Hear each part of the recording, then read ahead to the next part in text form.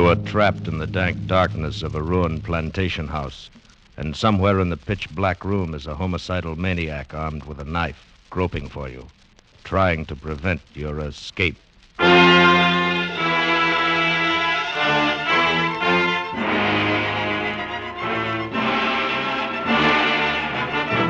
Escape, produced by William N. Robeson, directed tonight by Richard Sanville, and carefully plotted to free you from the four walls of today for a half hour of high adventure.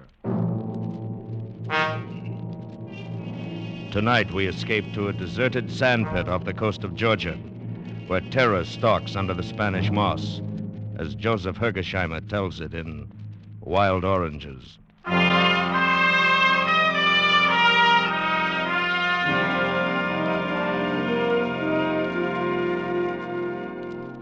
What could have appeared more innocent of danger than that barren, low-lying shore of southern Georgia? What could have seemed less laden with terror than that lovely little cove, so tranquil and well-sheltered, so warmly bathed in late afternoon sun as we dropped the anchor of our ketch and prepared our mooring? And yet there was something. First, it was an odor of a grove of wild orange trees in late bloom, growing defiantly amid the tangled undergrowth of the shore. The scent was strong and exotic and heady, and as I smelled it, I felt a vague uneasiness. Then as I watched the shore and Halvard, sole member of my crew, furled the sails, the mirror of the cove was shattered by a movement. First I thought it was a fish leaping and playing in the water. It came round a spit of land from an inner bay, and then Halvard was beside me. That's queer, sir. Huh? I would have bet there was nobody within miles of here. But there's someone swimming. Oh? Yes. It's a girl. Aye. She'll be surprised when she discovers us, no doubt. And embarrassed. Oh, she swims well, doesn't she? As if she's been born in the water. Yeah, that she's seen us. Yes. Now she's running away. That sprint would win an Olympic race. Wonder what she's doing here, where she comes from. Perhaps there. Where? Through the trees, there's a house. You can hardly see it. I spotted it a moment ago. Oh, yes, so there is. Oh, but it's a ruin. It's rotting away. No one could have lived in that since the Civil War. Well, there may be others back there. Yes, but this coast is deserted. Marked as swamp on the chart. Well, I don't know, sir. It's strange. Very strange. Yes, it was strange. And stranger still was this vague uneasiness I felt. As twilight fell, the aroma of the wild oranges was overpowering. Suddenly, without knowing why, I slipped on a jacket, went to the side and dropped into the tender. Halvard stood by to cast off. He asked no questions, and I said nothing. What could I say? I didn't know myself why I was going. I pulled the tender up on the soft sand of the beach and walked up a dim path through the orange grove. The scent of the blossoms was full of such wild sweetness that I picked an orange and tasted it. It was bitter, but of a pungence that was new and rare and strangely delicious. The dim moonlight only accentuated the ruin of the house. There were other smaller, ramshackle buildings scattered about, overgrown with weeds and creeping vines. This had once been a great plantation. Now it lay still and lifeless. Then I saw the light. Round the side were a smaller portico held off the weeds. A single doorway was framed in the pale light of an inner lamp.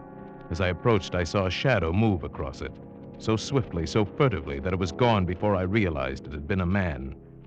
Then I saw her, sitting on the portico, rocking softly in her chair. What do you want? Nothing. When I came ashore, I thought no one was living here. You're from the white boat that sailed in at sunset? Yes, and I'm returning immediately. It was like magic. Suddenly, without a sound, you were anchored in the bay. I've robbed you, too. Some of your oranges are in my pocket. You won't like them. They've run wild. We can't sell them. They have a distinct flavor of their own. I should be glad to have some on my boat. All you want. My man will get them and pay you. Please, don't. Oh, Nicholas attends to that. Won't you sit down? My father was here when you came up, but he went in. Strangers trouble him. Well, I should be getting back. I'm sorry to have disturbed you and your father. No, it was nothing. Good night, then. Good night. That was all. fragment of commonplace conversation. But it was enough. Now the uneasiness I felt, the strangeness of this place took shape for me. I saw it in her lovely, fragile face. I heard it in her voice. There'd been a hidden terror, a terrible, controlled fright that approached hysteria. There'd been a warning in it, and something else, a plea. By the time I got back to the boat, I was completely unnerved, and Halvard made matters worse. You find anything, sir? There are people living there. Well, there'll be water then. Maybe we could stay here a couple of days, huh? What do you mean? Well, this is good anchorage, sir. I'd like to unship the propeller, and the topside could do with a coat of varnish. No, we're going on south. Aye, sir. No, wait, Halvard. Of course, you're right. We need a couple of days' work before we head into blue water. We'll do it here.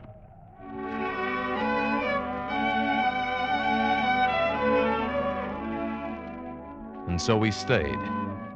In the light of morning, the strange dread I'd felt seemed foolish, and especially when I went ashore and found the girl looking young and fresh and fragile, fishing off the little pier in the inner bay.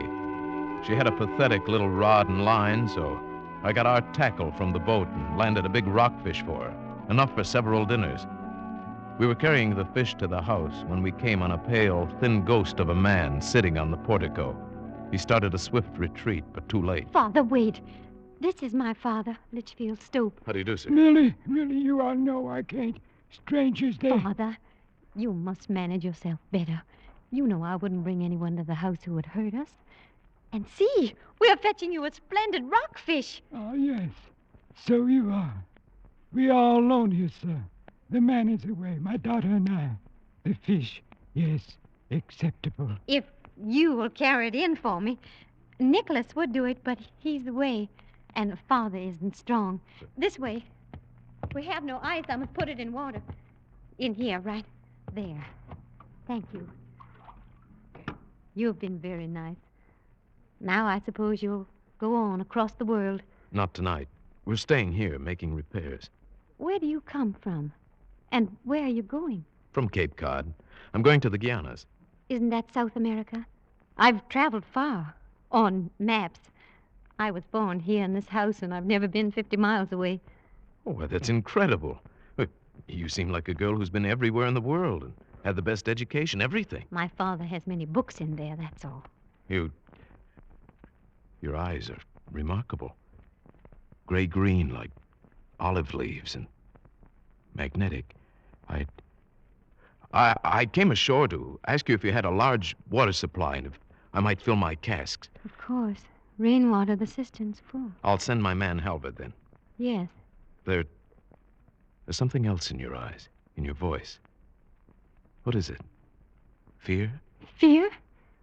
Why, no, of course not. What should I be afraid of? I don't know. But I saw it in your father's face, too. It's only your imagination. Yes, no doubt. Goodbye, then. Thank you for the fishing.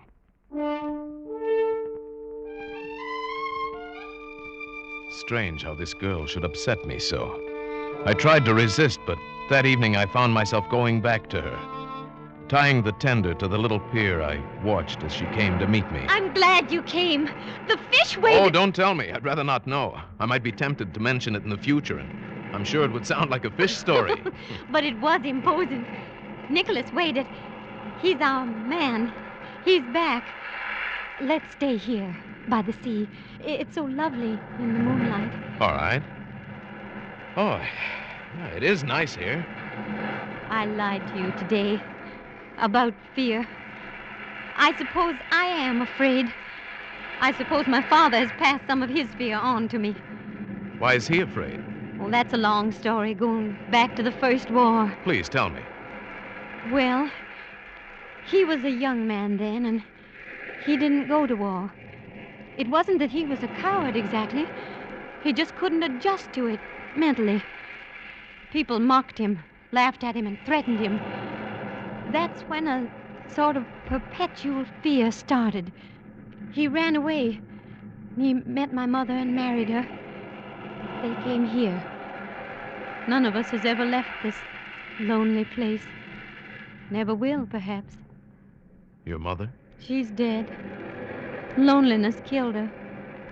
Perhaps it's no wonder that I sound timid or afraid. Perhaps I am. Aren't you lonely, too? I don't know anything else. But what about you? Who are you that you go sailing about the world with only your sailor for company? Oh, I'm nobody. My name is John Woolfolk. And you do nothing but sail about the world? Nothing. Why? Well, let's say I don't like modern society. Let's say I don't like entanglements. I see. Oh, I didn't mean... You needn't apologize.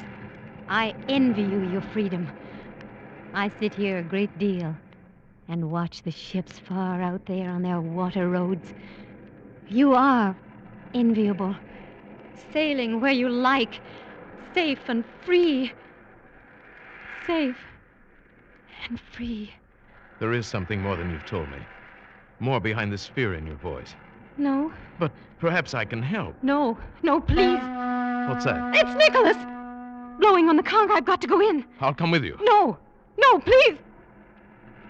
No, don't come. You'll be going soon. Tomorrow, perhaps. Then, goodbye. Goodbye.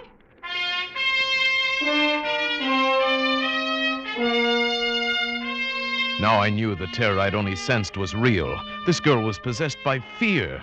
This house held some terrible secret. What could it be? Next morning, Halvard suggested we repaint the engines, and I agreed. We'd stay another day or two. Later, Halvard went in to fill a cask of water. He came back without the cask and livid with rage. There was an idiot in that house. Next time I'll take the pistol. What do you mean? Where's the cask? It was broken. How? He was filling it at the cistern, and this idiot, a huge hulking brute, came out of the house. He told me to get away. Well, I tried to explain that we had permission, but he came at me with a knife, gibbering. Well, I hit him, but it was like hitting an ox. He put his foot on the cask and crushed it. I'll see about this. You be careful, sir. The man's not right. He's dangerous. Plenty dangerous.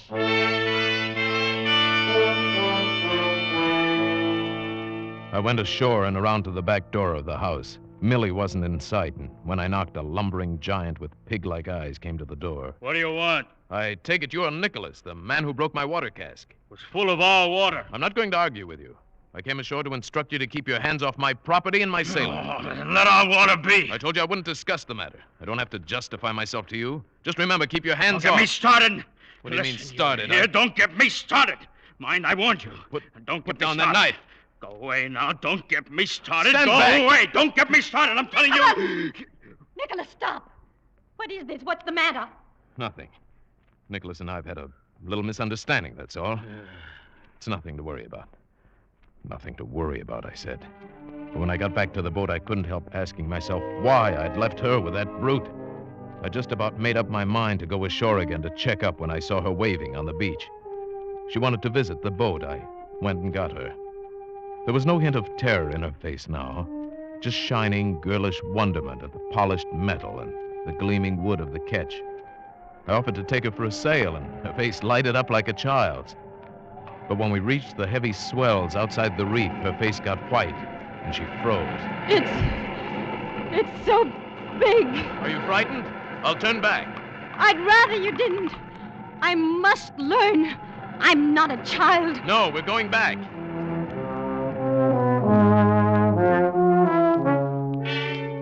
Before we got to the anchorage, her panic was almost out of control. But safely moored once more, she calmed slowly and said, How strange. To be forced back to this place I loathe by my own cowardice. It's not cowardice. The sea is frightening to those unused to it. Come, you must forget it now. Halvard will have tea for us in a moment. How do you like our boat? It's quite wonderful. Have you nothing else to care for? No place or people on land? None. And you're satisfied? Hardly. All the things most men value were taken from me in an instant. Can you talk about it? I haven't for 12 years. Not to anybody, but now, yes, I think I can. You see, we were just married. Only a few days, and we were very, very happy. Then, in one instant, she was dead. It was a silly, stupid accident thrown from a horse, without rhyme or reason. So you left everything, taking your revenge on the world. You could put it that way, I suppose. I simply don't want to take a second chance to become involved and be hurt. But that's living. To be hurt. Do you think you can escape so easily? I don't know. Oh! I must go. Father will be waiting. Why so suddenly? There's... Oh, yes, I see. That's Nicholas on the beach looking out here, isn't it? Yes, dinner will be ready. Why do you have a servant like that? That man's dangerous. You mustn't say that. Please don't. Just take me in, please.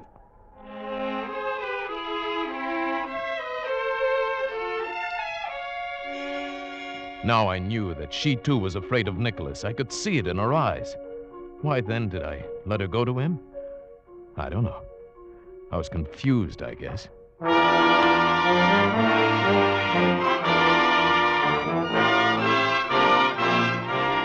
That night a storm broke, a raging wind and rain, and to match my tortured mood. I hardly slept. Her face was always before my eyes, and by morning I knew that I must do something. I rode the tender in through a drizzling rain. I went up through the orange grove and stopped in the bushes by the house. Someone was coming out of the house, and I crouched down out of sight. It was Millie. I rose and called to her. Millie! Oh, it's you. I was just coming out to look. I was afraid you'd gone out. The sea is like a pack of wolves. I won't go alone, not without you. What are you saying? That's madness. No, I've got to talk to you, Millie. There's a lot that needs explaining. Things that I have a right to know. No, not here. Come. She led me into one of the smaller ruined buildings, what must have been a store in the days of the Great Plantation. We crouched far back in the dripping shadows of a corner. Now. Millie, I love you. For the first time in 12 years, I'm living again, and I love you. I know nothing of love. It's easily learned. Well, perhaps if things were different, someplace else, I might care very much. Then I'm going to take you away someplace else, make things different, give you the chance. No, it's too late. You came too late. Why, Millie? Why? What is it? What is it you fear? Nicholas. Oh, he's nothing. Nothing to be afraid of. Has he been bothering you? He says he's crazy about me. He says I must marry him. Where is he now? No, you mustn't, John. Something frightful would happen. Not frightful, just unfortunate for Nicholas. You don't understand. He's not human. There's something about him. What about him? He came here in April. We were glad to get him. Servants are impossible to get back here in the wilderness. He would work for the smallest wages. Only a few days ago, I found out why he was glad to be here. I was cleaning his room, and I found this. Let's see. Wanted for murder. Iska Nicholas, homicidal maniac. He knows I found it. He knows. And he's been furious. Then you came, and he ran and hid in the pines. But he told me if I spoke about it, then it would happen to me. And if I left with you, it would happen to Father. You see, he thinks I'm in love with you. He told me to send you away. He said you must leave today. Millie, I should have realized. He says I must not be away for longer than an hour. I must go. Look, Millie, it'll take us a couple of hours to get the boat ready. I'll come for you tonight at 8. Now, tell him you saw me and I promised to go. And act quietly. Say you've been upset. You'll give him his answer tomorrow. Then at 8, bring your father and walk out to the wharf. That's all. But do it without hesitation or preparation. Oh, don't let him hurt us. Oh, please don't. Not now. He's finished, Millie. But do as I say. It won't be long, hardly 3 hours. And then, freedom.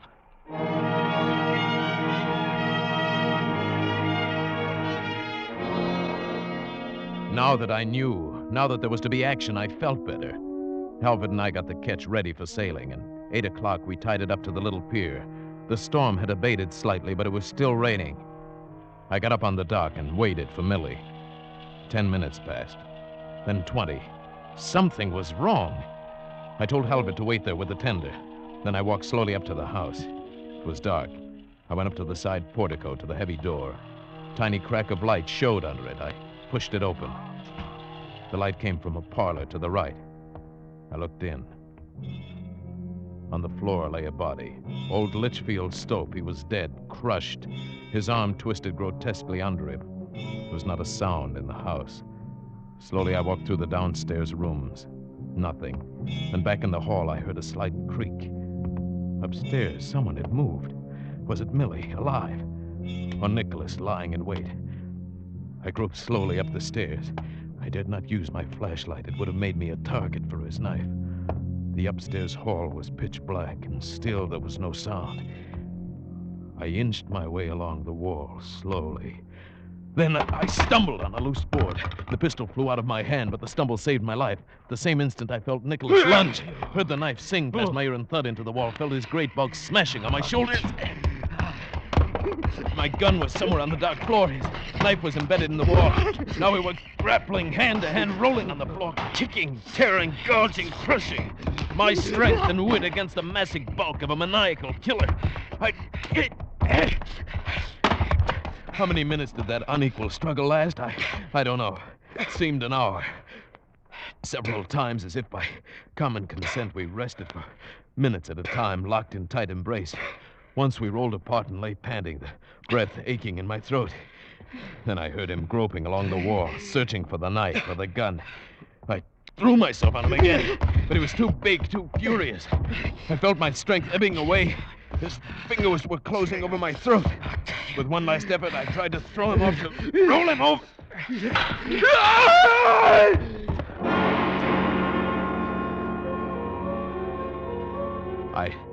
I staggered dazedly to my feet and looked up. He'd fallen through the banister down the stairwell. Nicholas had landed on the bottom. He lay there on the stairs, sprawled, his head at a grotesque angle. But he was not dead, only stunned. I leaned against the wall, looked at him stupidly. There was something I was trying to remember. What was it? Then she came down the steps, and I remembered. Millie. I had to walk right past him. There was no other way. Right past his head and my skirt. I think we better go away. It's quite impossible here with him in the hall where you have to pass so close. Millie, yes, we'll leave at once. I must tell you about my father. You know, in Virginia, the women tied an apron on the door because he would not go to war, and that preyed on his mind, and he was afraid of the slightest thing. Yes, I know, but we must go. Things upset him so. He had no strength. To hear her And talk he- like he this, like a hasn't sick ever been child, was strong. almost more In than the I could first bear. place, I don't But think now I he heard was as something. strong as a little Nicholas boy. had gotten up. He stood there and But stared he for a didn't moment better. at us. Then he started slowly up the stairs. He was going for the Then knife. this little thing upset him. Millie, we've got to go. I was to meet a man. We were going away someplace where it'd be peaceful. He said at 8 o'clock. But Nicholas suspected, you see. He asked why Father had put on his heavy winter clothes. Then when I tried to go out, he pushed me. Millie. And do you know what Father did then? He came up and he said, "Don't do that. Take your hands off my daughter." His lips shook a little, but he said it. That's the important thing. Yes, of course. Your father was a brave man after all. Now come, that man is waiting for you. There's no time to lose. Father said, "Take your hands off my daughter." Nicholas killed him, of course. Crushed him like a little mosquito. But it was a brave thing to do. I couldn't wait any longer. I had to risk whatever injury it might do to her mind. I could hear Nicholas coming back. I swept her up in my arms and carried her out into the night, down the path to the little pier. Behind me, I could hear Nicholas crashing through the brush like a giant animal in pursuit. Are you all right, sir? Yes, about done in, but all right. Here, help me get her in the boat. Yes, sir. There. Somebody's coming. It's Nicholas. He's got a knife. Good. They wanted to get back at him. You get in, sir. I'll take care of him. Calvert went to intercept Nicholas on the path. I heard them meet and struggle for a moment. Then a stooped figure came walking slowly onto the pier. I prepared to shove the boat out into the water, and then... All right, sir. It's me. Oh, Halbert. Where's Nicholas? They stopped him. He was all pumped out. Are you hurt? No, just a scratch. I missed his knife at first in the dark. It's nothing. Good. Let's get away from here, then. I held Millie in my arms as Halbert rowed to the ketch erratically, I suppose, because of the storm. We were ready to cast off in 2 minutes. The last obstacle would be the narrow passing out of the cove. In this storm, it would be dangerous, very dangerous. I started to take Millie into the cabin. No! There's Nicholas! In the doorway! Nonsense. Nicholas is dead. You're on my boat, Millie. You're safe, Millie. Safe? With John Woolfolk? I am John Woolfolk. But you didn't come. Yes, I did, Millie. And you're safe. Come. I want to stay here. All right. You sit here beside Halvard. I'm going up front to take soundings. In this van, you won't be able to hear me if I call. No, but you can hear me. Remember, we've only 3 feet clearance. You'll have to hold it steady through the passage. Oh, I'll manage it. Halvard, this is no time for pretense. How do you feel? All right. I've taken knives before. Just to scratch. All right, we'll fix it as soon as we get outside. Now let's go. Turn over the engines. Pull up anchor.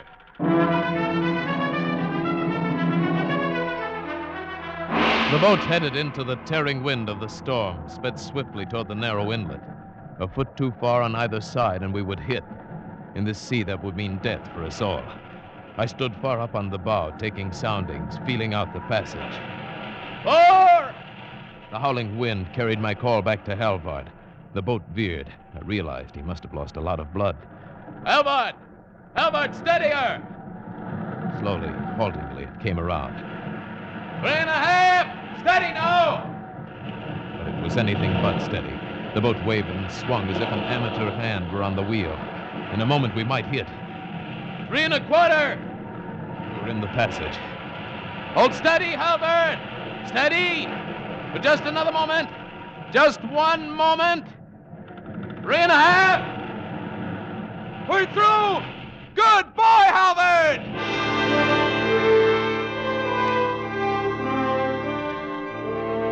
Good boy, Halvard, I called. But when I went back, it was not Halvard at the wheel. It was Millie. Millie, her hands steady, her eyes washed clear of any madness. Millie with a tight little smile on her face, but no fear. And Halvard lay rolling with the swells in the bottom of the cockpit. I'm afraid he's dead, John. He was wounded worse than you thought. Halvard dead? He told me to take the wheel, that it was life or death. Then he slid down like that. When? When was this? Back there in the passage, just when you said 3.5. I'm afraid I wasn't very good, but I held on. Oh, Millie, you were wonderful. No, not yet. But I'll learn, John. I'll learn.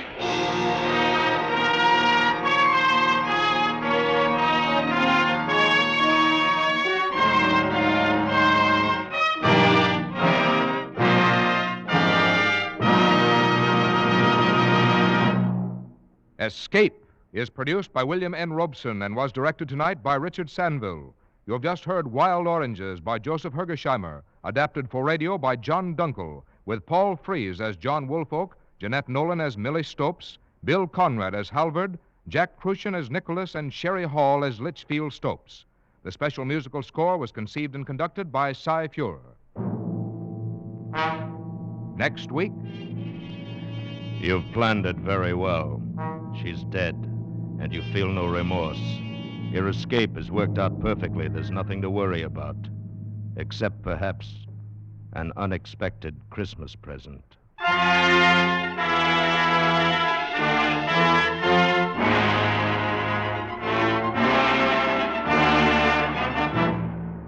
Next week, we escape with John Collier's grim story, Back for Christmas. Good night, then, until this same time next week, when once again we offer you Escape. This is CBS, the Columbia Broadcasting System.